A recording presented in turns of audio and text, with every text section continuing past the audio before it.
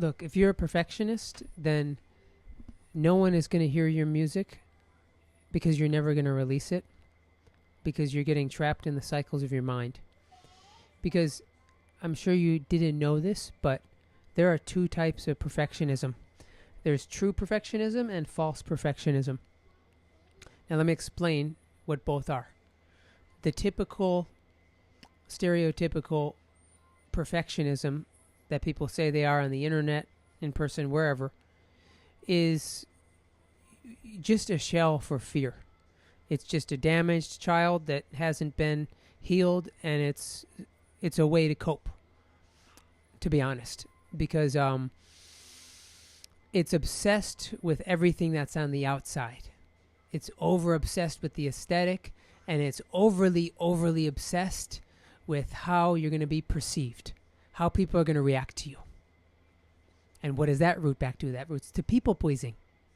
If you're a people pleaser, you cannot be a good, legendary, impactful artist. You cannot. They're diametrically opposed.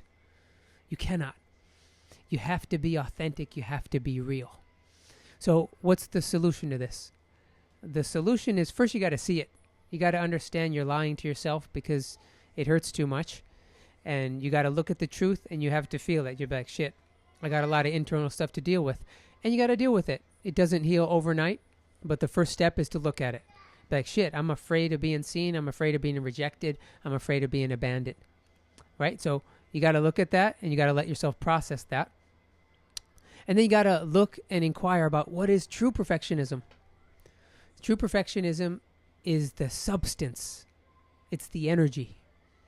It's focusing on how do you maintain a direct connection with inspiration itself, with source itself.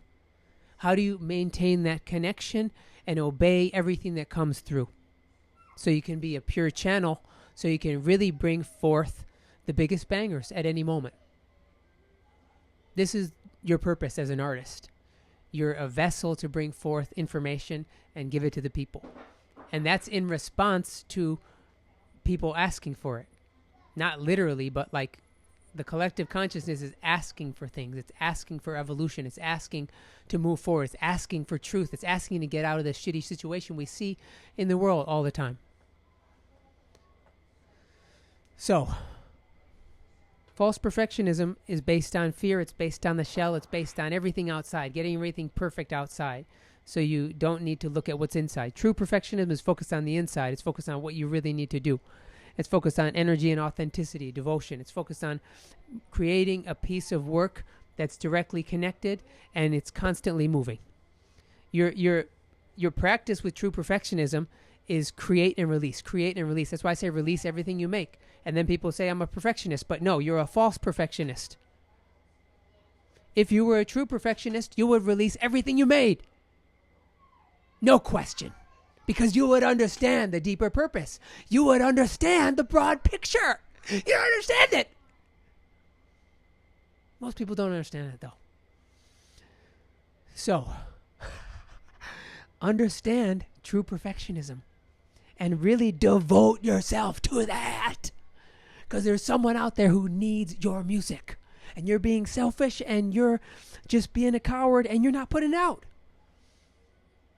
Time to get your shit together. Who cares? You got to deliberately face that fear. The best way you can do that is by putting it out. Right? I teach all my students to create and release everything they made. Yes, you're going to get haters when you do that. I still get haters. I got an extremely mean message on SoundCloud this week. Who cares? Fuck them. That's not the type of person I even want to be friends with. You need to learn how to deal with this if you want to be an artist professionally, if you want to be seen. You have to. You can just keep working a shit job. You have two choices. Like the Matrix, the red pill or the blue pill.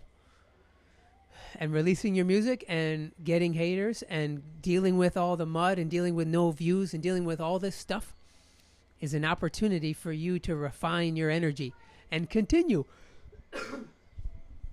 So like I said before, musicians in this age, artists in this age are way too short-minded. First of all, everyone's just copying each other. And second of all, Like, they're just looking like, oh, I didn't make it in my 20s, boo-hoo. What the fuck are you talking about?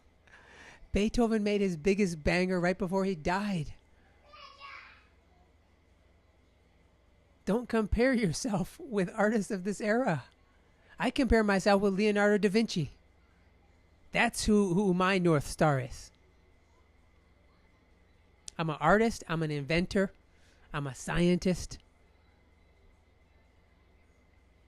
I create sculptures. I create paintings. I create all of it. You should be broad like that. Broad. You don't really reach full maturity till you're 40 or 50. This is thoroughly documented in many systems, in many religions, and just historically with many artists who maintained a high vibration until that age. The problem with artists when they, if you make it too young, you can get caught up in all the temptations and stuff and falsities of thinking, oh yeah, you made it. But you gotta keep the momentum going, and you gotta keep the seeking going so you can fully blossom when you really reach your prime age. 40 and 50 is not the time to slow down. 20s, 30s is the time to grind. And if you're younger than this, it's the time to grind and learn.